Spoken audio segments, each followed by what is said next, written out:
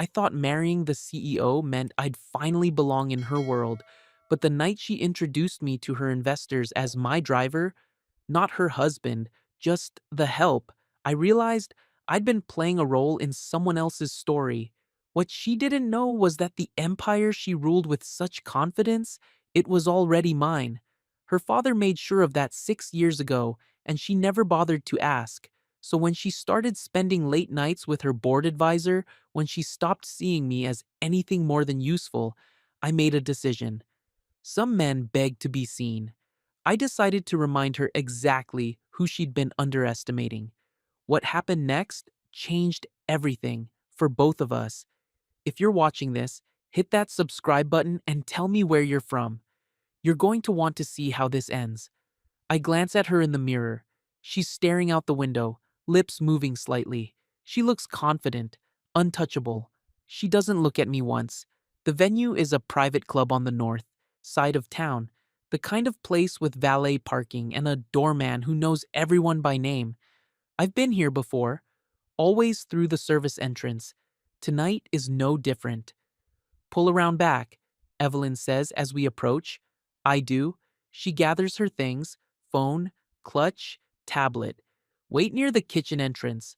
I'll text you when we're done. You need me to come in? She pauses, one hand on the door. Why would I need that? I don't know. In case you need something.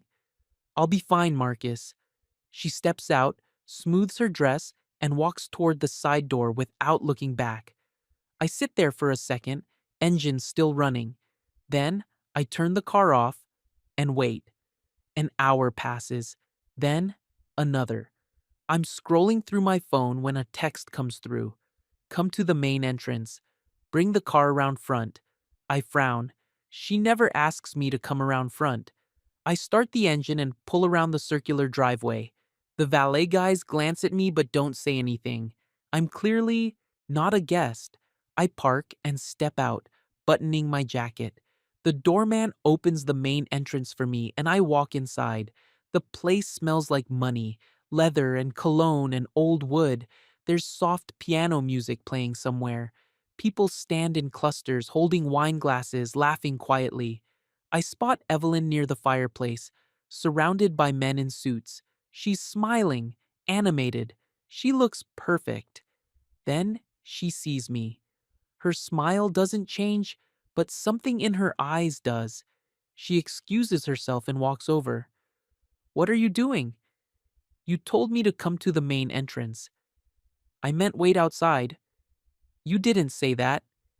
She glances over her shoulder, then back at me. Her voice drops. Just stay near the wall. I'll be done soon. I nod. I move to the side of the room, near a tall window, and stand with my hands folded in front of me. A few people glance my way. Most don't. Evelyn returns to her group. One of the men, older, silver hair, expensive watch, says something and she laughs. It's the kind of laugh she uses for work, bright but controlled. Then she does something I don't expect. She gestures toward me. The group turns. They look at me like I'm part of the furniture. That's Marcus, Evelyn says, loud enough for me to hear. My driver. There's a pause. Then one of the men chuckles. Your driver? Yes. She says it so easily, like it's nothing. Another man grins. I didn't know you brought staff to these things. Well, Evelyn says, sipping her wine, someone has to get me home safely. They laugh. It's not mean laughter. Not exactly, but it's not kind either. I don't move. I don't react. I just stand there watching. One of the men in the group catches my eye. Tall, dark hair, sharp jawline. He's younger than the others, maybe late 30s. He's not laughing. He's smirking, like he knows something I don't. The ride home is silent. Evelyn sits in the back, scrolling through her phone. I keep my eyes on the road, hands tight on the wheel. Finally, I speak. Why'd you say that? Say what? That I'm your driver. She doesn't look up. Because you are. I'm your husband. Marcus, she sighs like I'm exhausting her. It was a professional event. People don't need to know our personal business. So you lied? I didn't lie. You do drive me. That's a fact. That's not the whole fact. She sets her phone down and looks at me in the mirror. Her eyes are cold. What do you want me to say? That you're my husband who happens to drive me around? How does that sound? It sounds like the truth. It sounds embarrassing. The word hangs in the air. I don't say anything else. When we get home, she goes straight to her office and closes the door. I stand in the kitchen, staring at nothing. It's near midnight when I walk past her office. The door is cracked open just enough. I hear her voice. He's fine, Grant. He's useful. That's all that matters. I stop. No, he doesn't ask questions. He just does what I tell him. Silence. Then she laughs. It's soft, almost affectionate. Because he's safe. He's not going anywhere. I step back, careful not to make a sound.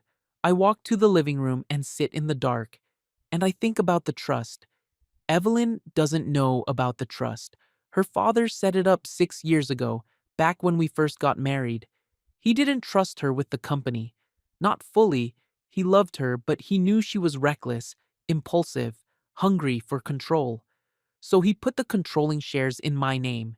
He made me the trustee. He said it was a safety measure, a way to protect the company from bad decisions. He said Evelyn would grow into the role eventually, and when she did, we'd transfer everything back. But he died before that could happen, and Evelyn never asked about the paperwork. She assumed it was all hers. For 6 years, I've kept my mouth shut. I didn't want the power. I didn't want the company. I just wanted her to succeed. But sitting here in the dark, remembering the way she called me useful, I realized something. She doesn't see me as her husband. She sees me as her employee, and I'm done begging to be seen. The next morning, I text Caleb. Can we meet? Sure. When? Today? Noon? Everything okay? I stare at the message. Yeah, just need to talk. We meet at a diner outside the city. It's the kind of place with cracked vinyl booths and coffee that tastes like it's been sitting for hours. Caleb's already there when I arrive. He's wearing jeans and a hoodie, looking relaxed. He grins when he sees me.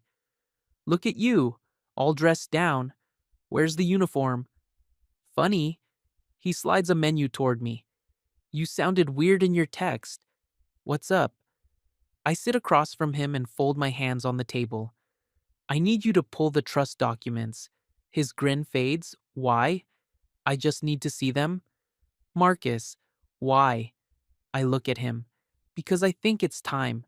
He leans back, studying me. Time for what? To remind her who actually owns the company. Caleb's quiet for a long moment, then he nods slowly. All right, I'll pull everything. But you sure about this? I'm sure. He pulls out his phone and starts typing. This is going to change everything, you know that? I know. She's not going to take it well. I don't care. He looks at me, surprised. Damn, what did she do? I don't answer right away. I just stare out the window at the parking lot. She called me her driver, I finally say. Caleb frowns. In front of who? Her whole board, her investors. And you didn't say anything? I didn't need to. He shakes his head. Man, I'm sorry. Don't be. Just get me those documents. He nods. I'll have them by tomorrow. That night, Evelyn barely speaks to me. She eats dinner in her office. She doesn't come to bed until after midnight. I'm awake when she slides under the covers. Long day? I ask. Yeah. Bored stuff? Always. She turns away from me, facing the wall. I stare at the ceiling, and I realize something else. This marriage ended a long time ago. I just didn't want to admit it. But now I'm ready to walk away. On my terms. The next morning, I wake up alone. Evelyn's already gone. There's no note, no text, just an empty bed and the faint smell of her perfume still hanging in the air. I check my phone. Nothing from her. But there's a message from Caleb. Got the documents. Call me when you can. I sit up and dial his number. He answers on the second ring. Morning. What'd you find? Everything we talked about. The trust is solid. All the controlling shares are in your name. Evelyn has operational authority, but any major decisions, mergers, acquisitions, dissolving the company, need your signature. I rub my face. And she doesn't know? If she does, she's never acted like it.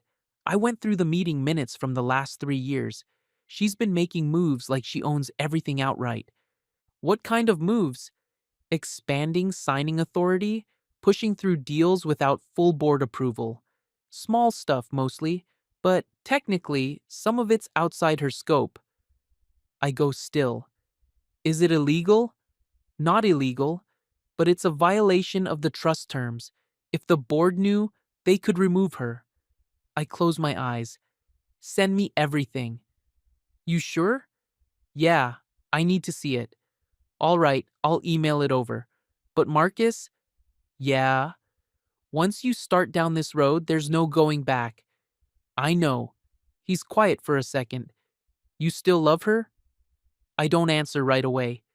I don't know, I finally say. That's answer enough. I spend the morning reading through the documents Caleb sent. It's dense, legal language, financial terms, but the picture is clear. Evelyn's been acting like the company is hers, and technically it's not. Not without me. I close my laptop and sit back. Part of me wants to confront her, to walk into her office and lay it all out, to watch her face when she realizes she's been operating on borrowed power. But another part of me knows that's not the right move. Not yet. I need to wait. I need to watch. That afternoon, I drive Evelyn to a lunch meeting downtown. She's on the phone the entire ride, talking to someone named Richard about quarterly earnings. She sounds confident, in control. When we pull up to the restaurant, she ends the call and gathers her things. I'll be about 2 hours, she says. No problem. She steps out, then pauses and leans back in. Oh, and Marcus? Yeah? Grant might join us. If you see him, just let him know we're at the corner table. My jaw tightens. Grant Holloway? Yes. He's advising on the restructure. Right. She closes the door and walks inside. I sit there, hands on the wheel. Grant Holloway, the man from the board dinner, the one who smirked at me. I pull out my phone and do a quick search. He's a board advisor. 38, MBA from Wharton. Previously worked at a hedge fund in New York. Recently divorced. I stare at his picture on the company website. Then I put my phone away and wait. An hour later, Grant shows up. He's wearing a gray suit and aviator sunglasses. He walks with the kind of confidence that says he's used to people getting out of his way. He doesn't even glance at the car. I watch him go inside. 45 minutes pass. Then my phone buzzes. We're finishing up. Bring the car around. I start the engine and pull up to the front entrance. A few minutes later, they come out together. Evelyn's laughing at something Grant said. He's close to her. Closer than he needs to be. His hand brushes her arm as he holds the door. They don't see me watching. Grant says something, and Evelyn laughs again. It's not her work laugh. It's real. Then she notices the car, and her face changes. The laugh fades. She smooths her expression and walks over. Grant follows. She opens the door herself and slides in. Grant leans down, one hand on the roof. Thanks for lunch, Ev. Of course. We'll talk soon. He smiles. Then he looks at me for the first time. Marcus, right? I meet his eyes in the mirror. That's right. Good to see you again. I don't respond. He straightens up and taps the roof twice. Drive safe. Then he walks away. Evelyn's already on her phone. I pull into traffic. That night, she works late. She texts me around 8, don't wait up, I'll be home after 10. I sit on the couch and turn on the TV, but I'm not really watching. I'm thinking about the way Grant touched her arm, the way she laughed, the way she didn't even introduce me. Around 11, I hear her car pull into the driveway. She comes in through the garage, sets her bag down, and kicks off her heels. Long night? I ask. She glances at me, surprised. I thought you'd be asleep. Couldn't sleep. She walks to the kitchen and pours herself a glass of water. We had a lot to cover. With Grant? She pauses. Yes, and the rest of the team.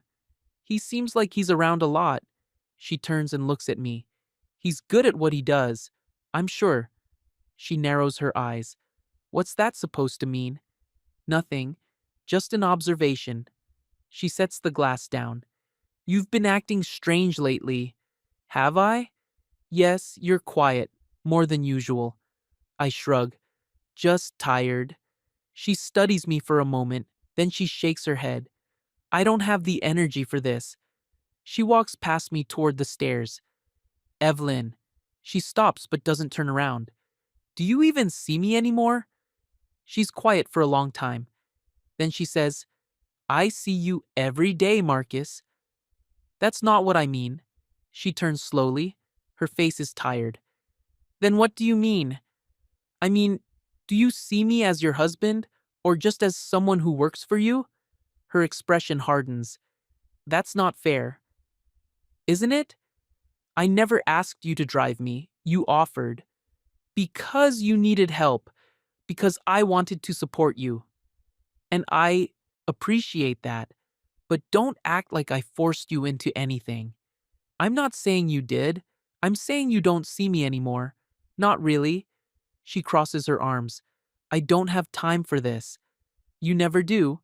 She stares at me. What do you want from me, Marcus? I want you to treat me like I matter. You do matter. Then why do I feel invisible? She doesn't answer. We stand there in the silence. Finally, she shakes her head and turns away. I'm going to bed. I watch her climb the stairs, and I realize something. She's not going to change. Not unless I make her. 2 days later, I meet with Ms. Donnelly. She's the board secretary at Whitmore Capital. Been there for 20 years. Seen 3 CEOs come and go. We meet at a coffee shop near her house. Neutral ground. She's already there when I arrive, sitting in a corner booth with a cup of tea. Marcus, she says, standing to shake my hand. This is a surprise? Thanks for meeting me. We sit. She studies me with sharp eyes. I'll be honest. When you called, I wasn't sure what to expect. I just have a few questions about the company. What kind of questions? Procedural ones. She sips her tea. Go ahead. How does the board approve major decisions? Major decisions require a majority vote, but the CEO has final signing authority on most operational matters. What about decisions that affect ownership structure? She sets her cup down slowly. Those require approval from the controlling shareholder. And who is that? She looks at me for a long moment.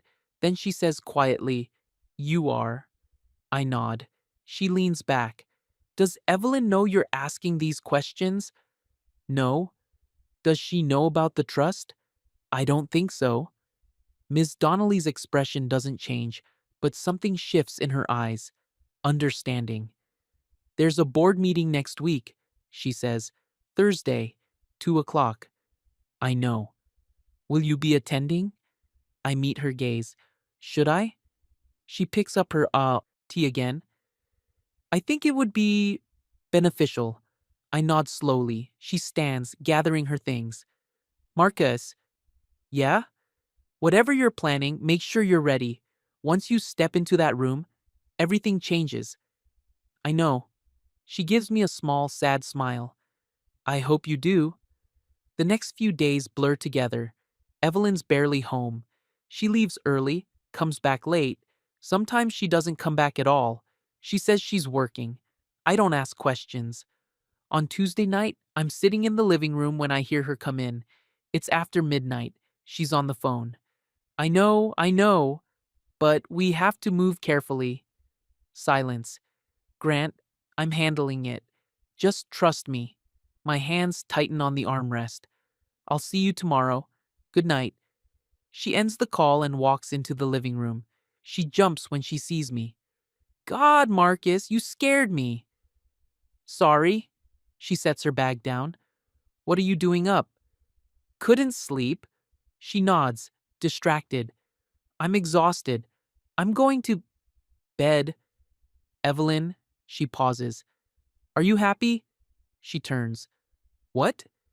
Are you happy in this marriage? She stares at me. Where is this coming from? I'm just asking. It's 1 in the morning, Marcus. I'm not doing this right now. When then? I don't know. Later, when I'm not exhausted. You're always exhausted. She closes her eyes. What do you want me to say? The truth. She opens her eyes and looks at me. Really looks at me. For a second, I think she's going to be honest. Then she says, I'm tired. That's the truth. I'm running a company. I don't have time to analyze our relationship every night. That's not what I asked. I know what you asked. And?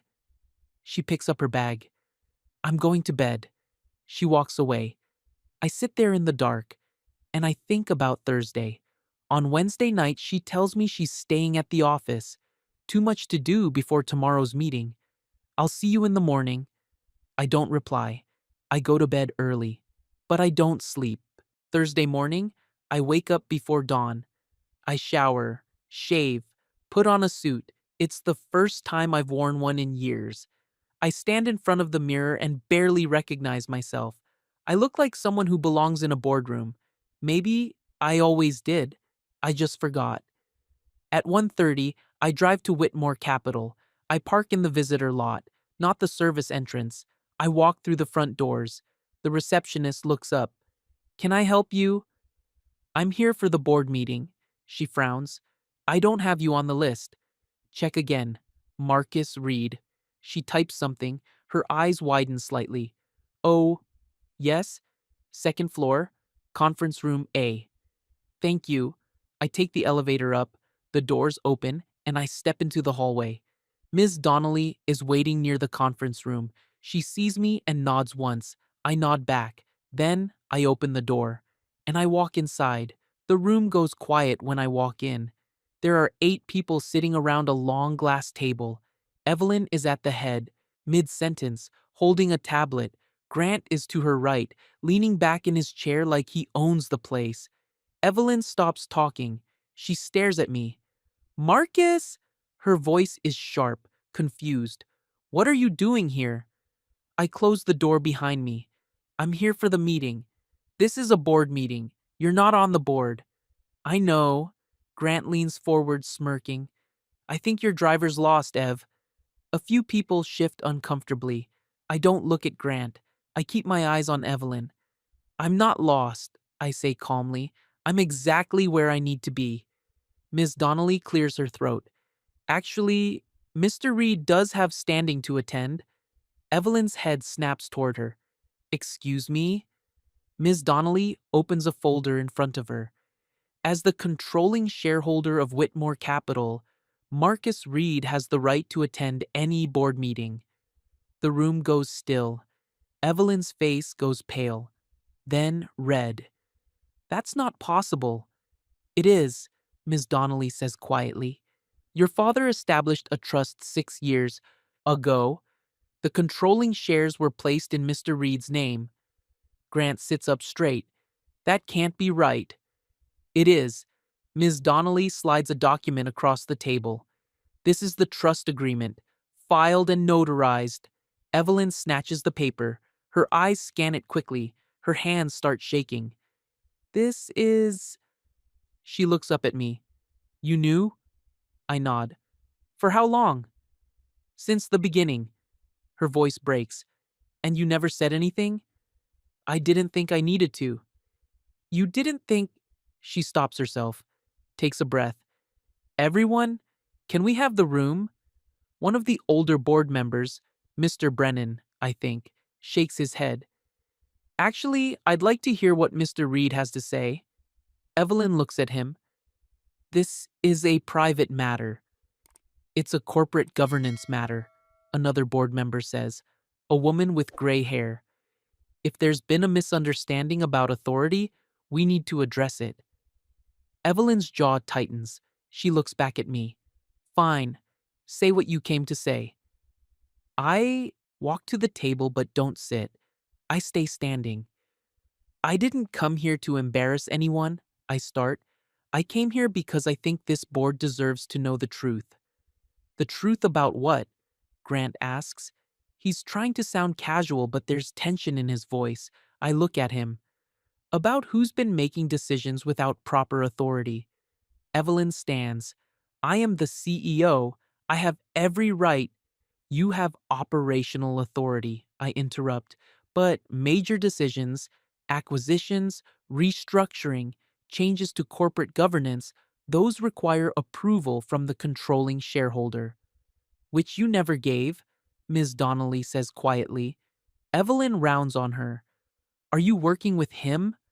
I'm doing my job, Ms. Donnelly says, which is to ensure this company operates within its legal framework. Grant stands now too. This is ridiculous. Marcus, what are you trying to do here? I'm trying to protect this company. From what?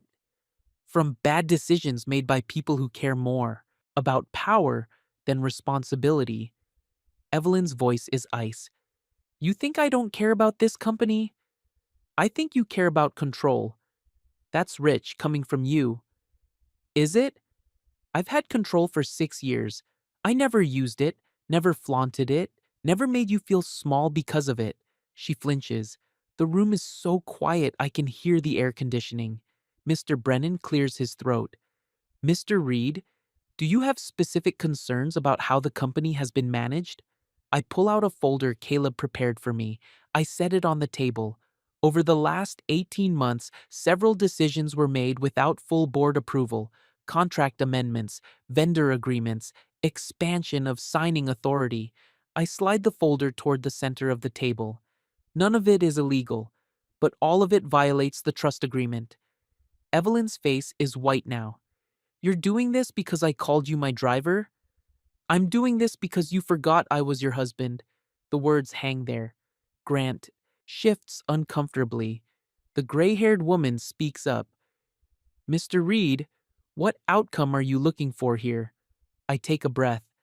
I'm not looking to take over the company. I don't want the CEO position. But I do think this board needs to vote on whether the current leadership is acting in the company's best interest. Evelyn's voice cracks. You want them to remove me. I want them to do what's right.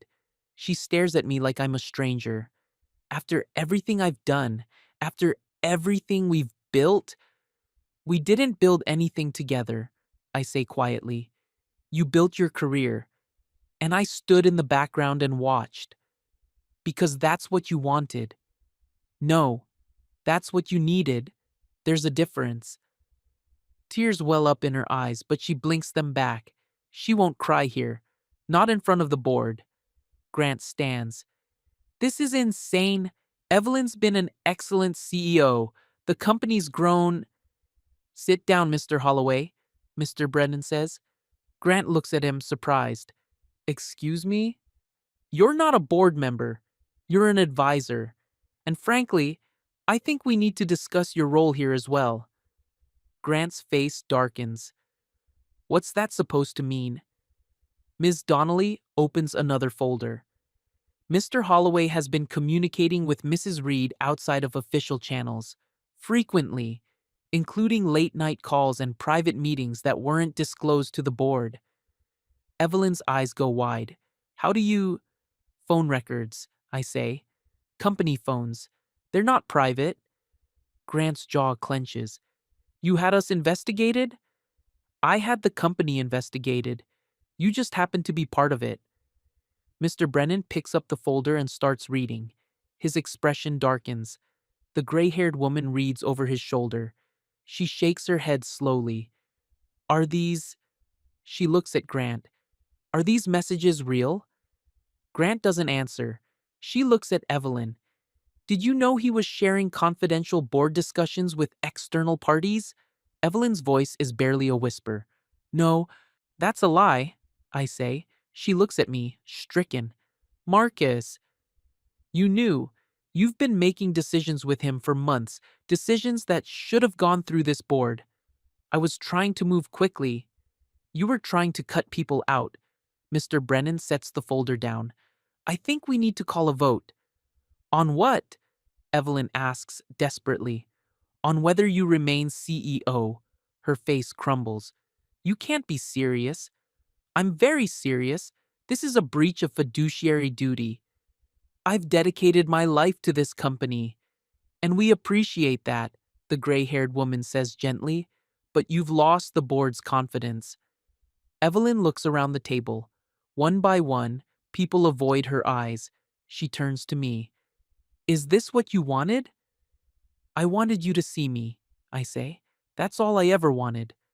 Well, congratulations. Now everyone sees you. She grabs her bag and walks toward the door. Grant stands.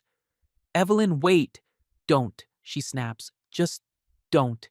She leaves. The door closes behind her. Grant looks at me. There's something dark in his eyes. You just destroyed her. No, I say.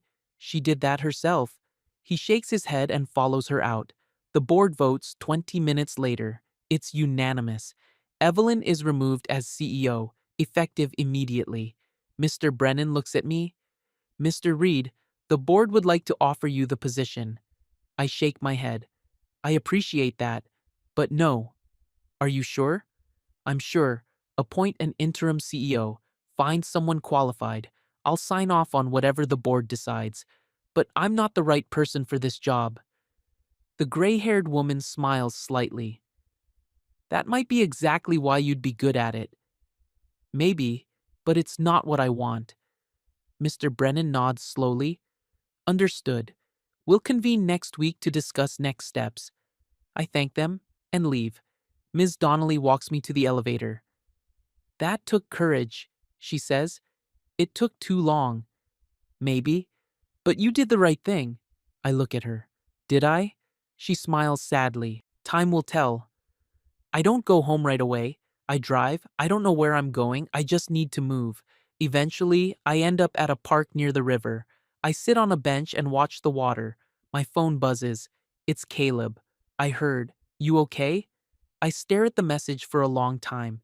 Then I type, "I don't know. Where are you?" Riverside Park. Stay there. I'm coming. He shows up 20 minutes later with 2 coffees. He hands me one and sits down beside me. We don't talk for a while. Finally, he says, "You really did it." "Yeah." "How do you feel?"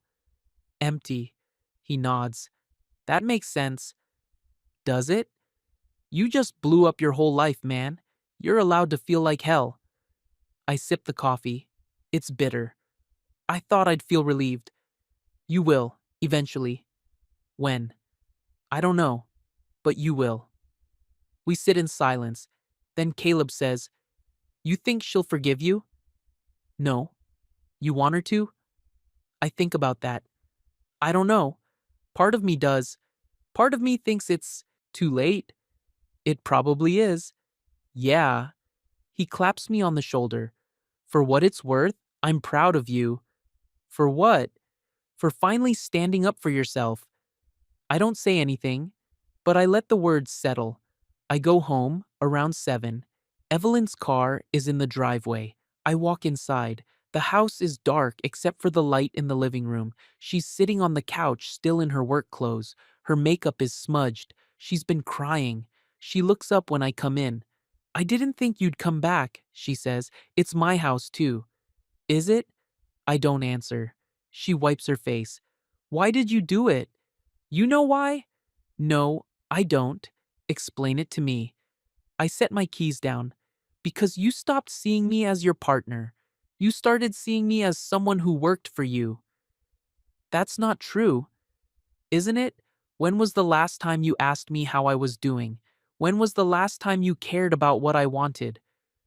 "I've been busy." "You've been cruel." She flinches. "Cruel? You humiliated me, in front of your colleagues, in front of strangers. You called me your driver like I was nobody. I didn't mean it like that. Yes, you did. She stands. So this is punishment? You destroy my career because I hurt your feelings? This isn't about my feelings. This is about you abusing your authority, making decisions without the board, working with Grant behind everyone's back. Her face goes red. Grant and I were just what? She doesn't answer. Are you sleeping with him? I ask. No, but you wanted to. She looks away, and that's answer enough. I nod slowly. I need you to leave. She turns back. What? This is my house, legally, and I need you to leave. Marcus, I'll have Caleb send over divorce papers next week. You can stay at a hotel tonight. You can't be serious. I am. Where am I supposed to go? I don't know. Call Grant. Her face twists. I gave you everything. No, you gave me a job. There's a difference. She stares at me. I loved you. No, you loved the idea of me, the safe choice, the guy who wouldn't ask questions. Tears stream down her face. I don't want this. Neither do I. But here we are. She grabs her bag and walks to the door. Then she stops. I'm sorry, she whispers. I know. Do you forgive me? I look at her. Really look at her. Maybe someday. She nods. And then she's gone. The house feels different when she's gone. Quieter, emptier, but also lighter somehow. I stand in the hallway for a long time, staring at nothing. Then I walk upstairs and start packing her things. The next few days are strange. I don't hear from Evelyn. No calls, no texts, nothing. Caleb checks in every morning. You sleeping? A little. Eating? Trying. You need anything? No, I'm good. I'm not sure if that's true, but I don't know what else to say. On Saturday, I drive out to see my parents. They live an hour outside the city, in a small house with a big backyard. My dad's working on his truck when I pull up. My mom's inside making lunch. Dad straightens up when he sees me. He wipes his hands on a rag. Didn't know you were coming by. Spur of the moment, he studies me. You look tired. I am. Everything okay? I shake my head. Not really. He nods slowly. Come on, let's go inside. Mom fusses over me the second I walk through the door. Marcus, baby, when did you eat last? This morning. What did you have? Coffee. She shakes her head. That's not food. Sit down. I'll make you a plate. I sit at the kitchen table while she heats up leftovers. Dad sits across from me. So, he says, you gonna tell us what's going on? I take a breath. Evelyn and I are getting divorced. Mom stops what she's doing. She turns around slowly. What happened? She asks quietly. A lot of things. Dad leans back. She cheat on you? Not exactly, but she was headed that way. Mom sits down beside me. Oh, baby, I'm sorry. It's okay. No, it's not. I look at her. I'm the one who ended it. Good, Dad says. Mom looks at him sharply. Thomas. What? If she wasn't treating him right, he should leave. That's what a man does. It's more complicated than that. No, it's not. You stay with people who respect you. If they don't, you walk. I smile a little. You sound like Caleb. Caleb's a smart kid. Mom reaches over and squeezes my hand. Are you okay? Really? I think about it. I don't know yet. Ask me in a few months. She nods. Well, you know you can stay here anytime you need to. I know. Thanks. We eat lunch together. We don't talk much about Evelyn. Instead, we talk about normal things. Dad's truck, Mom's garden, the neighbor's dog that keeps getting loose. It feels good, simple, like I can breathe again. On Monday, Caleb calls. I sent the divorce papers to Evelyn's lawyer. That was fast. You said you wanted to move quickly. I do. Good, because she's already responding. I sit up. What'd she say? She wants to negotiate, mostly about the house and some financial stuff. Nothing unreasonable. She's not fighting it? Doesn't sound like it. I let that sink in. Okay, whatever she wants, give it to her. Marcus, I'm serious. I don't care about the money. I just want it over. He's quiet for a second. You sure? Yeah. All right, I'll handle it. Thanks, Caleb. Anytime, cuz. 2 weeks pass. I don't see Evelyn. I don't hear from her. But I hear about her. Mr. Brennan calls me one afternoon to give me an update. We've appointed an interim CEO, he says, Patricia Lawson. She's been with the firm for 15 years. Sharp. Fair. She'll do well. Good. We also terminated Grant Holloway's advisory contract. I figured you would. He wasn't happy about it, but given the circumstances, we didn't have a choice. What about Evelyn? He pauses. She's taking some time off. I believe she's staying with her mother. I wince. Lillian Whitmore, Evelyn's mother. Old money, old prejudices. How's she doing? I ask. Honestly, I don't know. She's not returning calls. Okay. Marcus, for what it's worth, I think you did the right thing. Do you? I do. This company needed accountability. You gave us that. I didn't want to hurt her. I know. But sometimes the right thing hurts anyway. A month after the board meeting, I'm at the grocery store when I see her. Evelyn. She's in the produce section holding a bag of apples. She looks different. Thinner.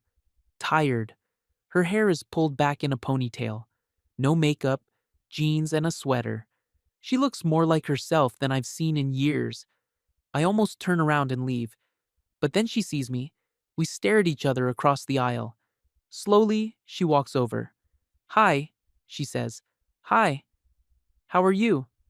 I'm okay. You? She shrugs. Surviving. We stand there awkwardly. I signed the papers, she says finally. No, Caleb told me. I didn't fight you on anything. I noticed. Thank you. She nods. It felt like the least I could do. You didn't have to. Yes, I did. Her voice is firm. I owed you that. I don't know what to say. She looks down at the apples in her hand. I've been staying with my mother. I heard. It's awful. She laughs, but it's bitter. She keeps telling me I should have married someone from our circle, someone who understood the business.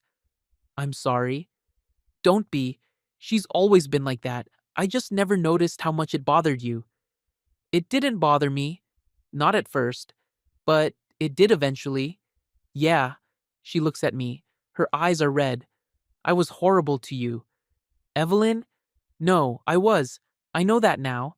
I treated you like you didn't matter. Like you were just there. And I'm sorry. I swallow hard. I know. Do you forgive me? I think about that question. I've been thinking about it for weeks. I'm working on it, I say honestly. She nods. That's fair. We're quiet for a moment. Then she says, I heard you turned down the CEO position. I did. Why? Because it wasn't what I wanted. What do you want? I don't know yet, but I know it's not that. She smiles sadly. You always were smarter than me. That's not true. Yes, it is. I just couldn't see it. A woman pushes a cart past us. We step aside. Evelyn adjusts the bag of apples in her hand. I should go. Okay. She starts to walk away, then stops. Marcus? Yeah? Thank you. For what? For loving me, even when I didn't deserve it. My throat tightens. You're welcome. She walks away. I watch her go. And I realize something. I do forgive her. Not because she deserves it, but because I deserve peace. 3 months later, I'm sitting in a coffee shop when Caleb slides into the seat across from me. Got news, he says. Good or bad? Depends on how you look at it. I sip my coffee. Try me. Evelyn started her own consulting firm. Small operation. Just her, and 2 associates. Good for her. You mean that? Yeah, I do. He grins. You're healing. Maybe. No, maybe about it. A few months ago, you would have been crushed hearing that. A few months ago, I was still holding on. And now? Now I'm letting go. He nods approvingly. So, what's next for you? I'm thinking about going back to school. For what? Business management? Maybe logistics? I don't know yet. That's solid. Yeah. I figure it's time I invest in myself for once. About damn time. We sit there drinking coffee, talking about nothing important, and it feels good. 6 months after the divorce, I move into a new place. It's smaller than the house, a 2-bedroom apartment near the river, but it's mine. I furnish it slowly. A couch, a table, a bed. I don't rush. I'm learning to be okay with empty spaces. One Saturday, I'm unpacking boxes when my phone rings. Unknown number. I almost don't answer, but something makes me pick up. Hello? Marcus? It's a woman's voice, familiar but not. Yeah? It's Patricia. Patricia Lawson, the new CEO. Oh, hi. I hope I'm not bothering you. No, not at all. What's up? I wanted to reach out personally to thank you. For what? For what you did. For the company. I know it wasn't easy. It wasn't, but it was necessary. It was. And I want you to know we're doing well. The board is stable. The company's growing. You made the right call. I'm glad to hear that. I also wanted to extend an invitation. For what? We're hosting a company event next month.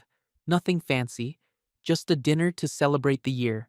I'd like you to come, as a guest of honor. I pause. I don't know if that's a good idea.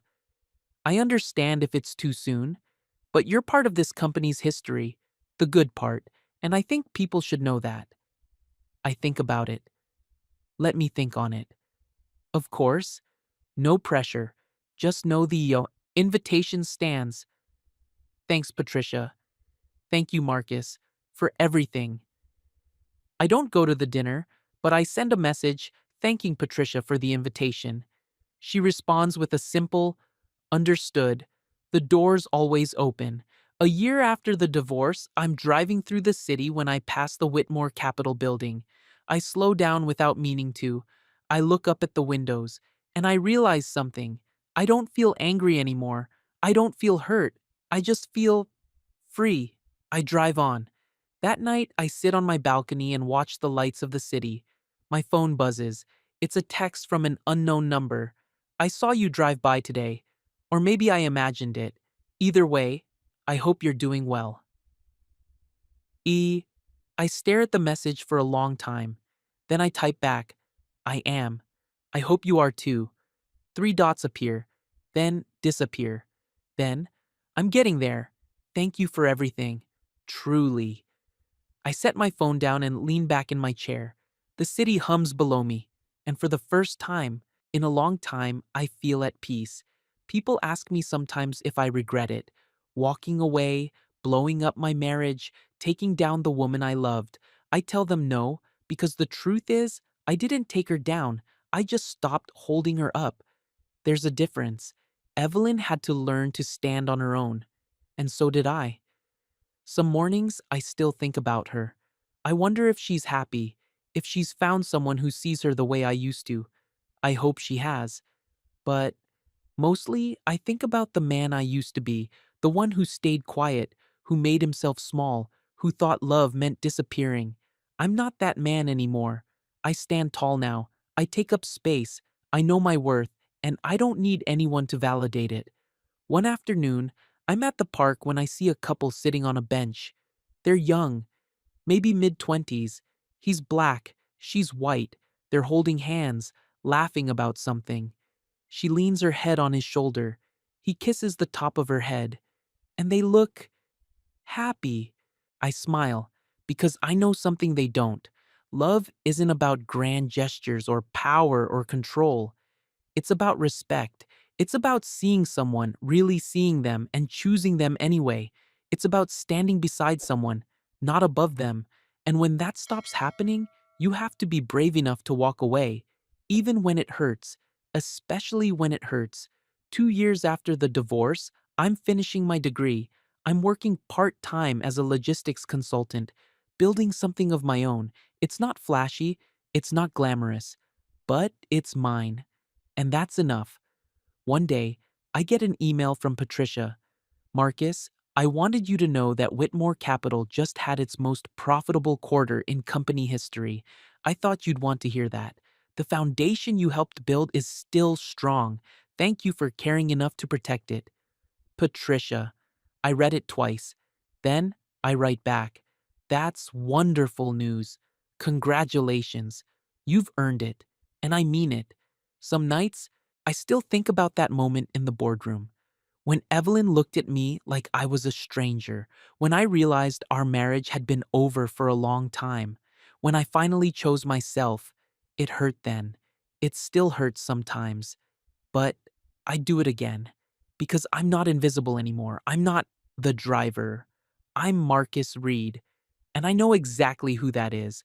I park my car outside my apartment building and look at myself in the rearview mirror, the same mirror where I used to watch Evelyn rehearse her speeches, where I used to see her pretend I wasn't there. Now I see myself, clearly, and I smile, because I learned something important.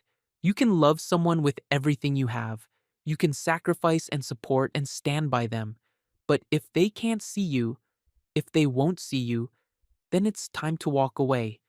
Not because you stopped loving them, but because you finally started loving yourself. Some mornings, I drive past the old house, the one Evelyn kept in the divorce. Her car is usually in the driveway. Sometimes I see her through the window. She's alone most of the time. I don't feel happy about that, but I don't feel guilty either. We both made choices. We both have to live with them. One evening, I'm having dinner with my parents when my mom asks the question, "Do you think you'll ever get married again?" I set down my fork. Maybe, someday.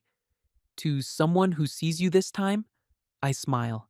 Yeah, to someone who sees me. Dad nods. That's all that matters. And he's right. Late at night, when the city is quiet and I'm alone with my thoughts, I sometimes wonder what Evelyn's doing. If she thinks about me, if she regrets what happened, if she finally understands. But those thoughts don't last long because I've learned to let go, to move forward, to find peace in the spaces between what was and what will be. The truth is, I didn't destroy Evelyn. I just stopped letting her destroy me. And that made all the difference. There's a moment, just before dawn, when the world is perfectly still, when the night is ending but the day hasn't quite begun. That's where I am now, in the space between. Not who I was, not yet who I'll be, just becoming. And that's enough. Some people measure success by money or power or status. I measure it differently now, by peace, by self respect, by knowing that when I look in the mirror, I see someone I'm proud of, someone who stood up for himself, someone who walked away when it mattered, someone who knows his worth. That's the real victory, not the boardroom confrontation, not the public revelation, but the quiet moment after, when I realized I was free. I drive through the city at night sometimes, just to clear my head. I pass the places we used to go, the restaurants, the clubs, the private events, and I feel nothing. No pain, no anger, no regret, just acceptance. What we had is over. And that's okay, because I'm building something new, something better, something that's just for me. One morning, I'm sitting in a coffee shop when someone sits down across from me. It's Evelyn. She looks different again, healthier. Her eyes are clearer.